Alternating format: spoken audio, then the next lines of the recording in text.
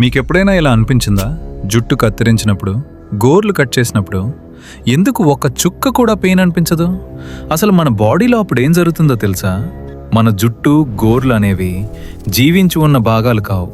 అవి తయారవుతున్నప్పుడు మాత్రమే live cells ఉంటాయి, కానీ బయటికి పెరిగిన తర్వాత అవి డెడ్ సెల్స్ అవుతాయి.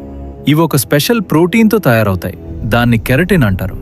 ఈ కెరటిన్ వల్లే మన హెయిర్, నెయిల్స్ స్ట్రాంగ్గా ఉంటాయి, కానీ వాటిలో నర్వ్స్ ఉండవు. అందుకే మీరు హెయిర్ కట్ చేసినా, నెయిల్ ట్రిమ్ చేసినా మీకు పెయిన్ అనిపించదు. కానీ ఒక ట్విస్ట్ ఉంది. మీరు గోరు చాలా లోపల కట్ చేస్తే లేదా స్కాల్ప్ దగ్గర గాయం అయితే అక్కడ మాత్రం పెయిన్ వస్తుంది. ఎందుకంటే అక్కడ లైవ్ సెల్స్ ప్లస్ నర్వ్స్ ఉంటాయి.